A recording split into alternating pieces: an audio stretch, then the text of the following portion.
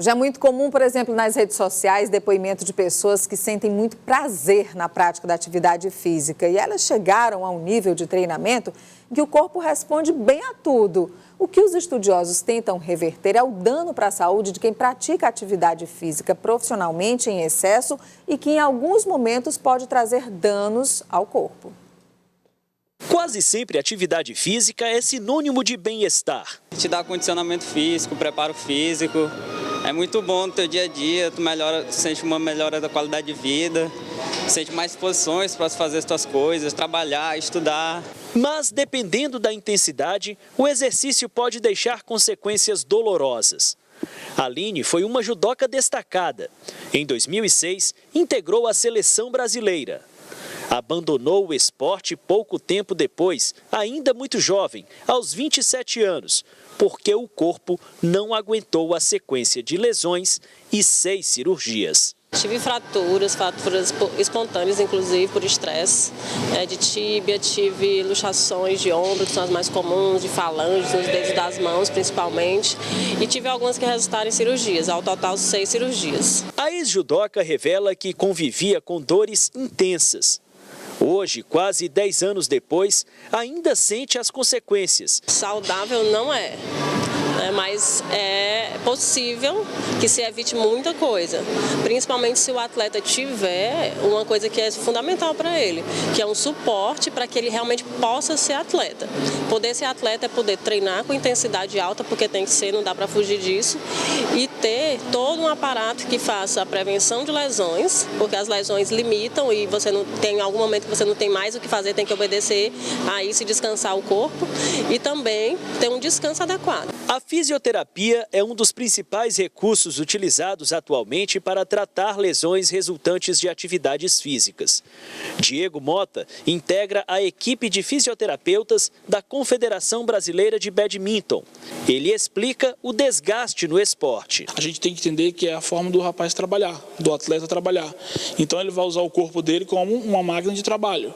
Então ele vai ter cargas de treino altíssima e aí ele vai ter lesões musculares, dor nas articulações, são as dores mais comuns. Tendo também no currículo 1 ano de serviços prestados à Confederação Brasileira de Judô e a responsabilidade de ser o fisioterapeuta de Sara Menezes, Diego afirma que com os recursos atuais é possível alongar a carreira e minimizar os incômodos. Acompanhamento da equipe multidisciplinar, com fisioterapeutas, médicos, nutricionista, psicólogo, tudo isso influencia hoje no atleta de alto rendimento.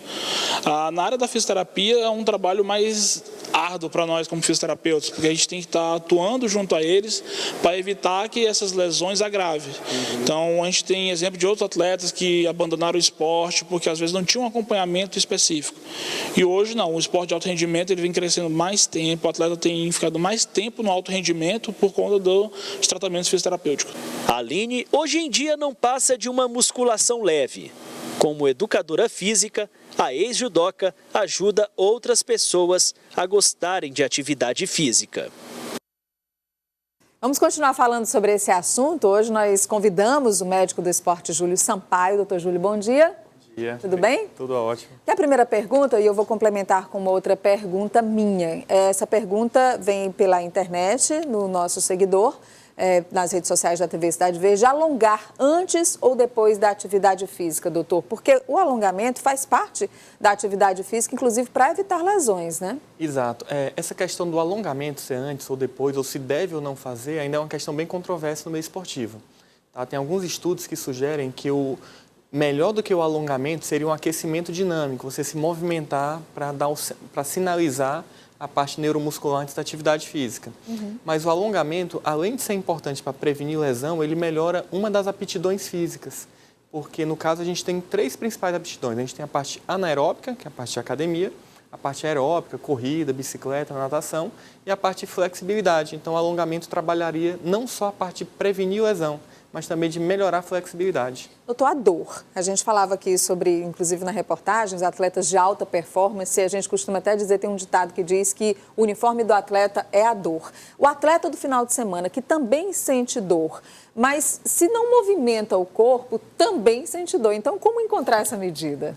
Então, é uma linha bem tênue, não só em relação à dor, mas também na relação à saúde. A gente costuma falar que se a gente pegar um gráfico e colocar o paciente sedentário, o paciente que se exercita regularmente e o atleta de alto rendimento, aquele que exagera na atividade física, a gente vai ter uma curva em J, em que o paciente sedentário tem um maior risco de lesão e um maior risco de doenças relacionadas ao sedentarismo. O que se exercita regularmente diminui o risco de lesão e risco de doença como obesidade, doença cardiovascular. E se é um atleta de alto rendimento, ele já aumenta novamente seu risco de doença. Então, um atleta de alto rendimento não é saudável, a gente costuma falar isso. Triatleta, maratonista, aumenta o risco de algum tipo de arritmia, protrombose, sobrecarga articular. Então, tem que achar esse parâmetro e tem muita individualização. Como tudo na vida, o importante é o equilíbrio, né, doutor Júlio? Equilíbrio. Temos mais uma pergunta aqui para o senhor. Quando a prática do esporte pode causar problemas para a pessoa? O senhor já até falou um pouco aqui. Quando é em excesso, pode trazer prejuízo, né? Pode. Existem até algumas doenças que a gente fala, doenças relacionadas ao excesso de treinamento, que é chamado overtraining syndromes. Então, tem síndrome da mulher atleta, a mulher pode ter alteração menstrual, infertilidade decorrente do excesso de treinamento. Tá? Situações protrombóticas, a paciente quando se exercita muito pode ter uma tendência a aumentar o risco de trombose e tem a neutropenia do atleta também. Então, quem é muito ativo, se exercita 4, 6 horas por dia, triatletas, por exemplo. Eu já atendi em consultório, paciente triatleta se preparando para um triatlo em Miami e pegou infecção de garganta pré-prova, então ele ficou fora da prova. Por quê? Porque durante a preparação tem uma carga de treino muito grande, cai a imunidade, cai a neutropenia, se isso não for combatido em consultório, fazer uma reposição vitamínica, fazer toda a avaliação bioquímica do atleta, ele pode perder a prova por conta disso. Tá certo, doutor. Vamos aqui a mais uma pergunta. Como eu encontro o meu limite do conforto no esporte? Então, é o que a gente está tentando descobrir aqui, né? Isso também, a gente fala que no esporte, uma das premissas do treinamento desportivo é a individualização. Então, o que é isso? Correr 20 minutos a 10 km por hora pode ser pouco para mim, mas pode ser muito para você. Do mesmo modo, correr 15 minutos pode ser muito para mim e é pouco para um atleta profissional. O que a gente recomenda? Um acompanhamento multidisciplinar. Tá? Então, que você seja acompanhado por um educador físico, por um endocrinologista, por um médico do esporte e que, avaliando tudo isso, caso você passe do seu limite, a gente consiga ver ou na parte bioquímica e hormonal ou na parte da avaliação física. A gente já tem uma pergunta mais para frente, mas só rapidinho para a gente encerrar, porque tem os atletas do final de semana e tem uma pergunta que chegou aqui. Se eu pratico, por exemplo, futebol 3 vezes por semana, tô ok? Não tá. O que é interessante do futebol? Hoje o futebol é considerado o esporte que mais lesiona no mundo, tá? Mais do que o famoso crossfit. Então, se a gente pegar o futebol, quase 20% de quem pratica regularmente futebol vai ter uma lesão grave durante o ano.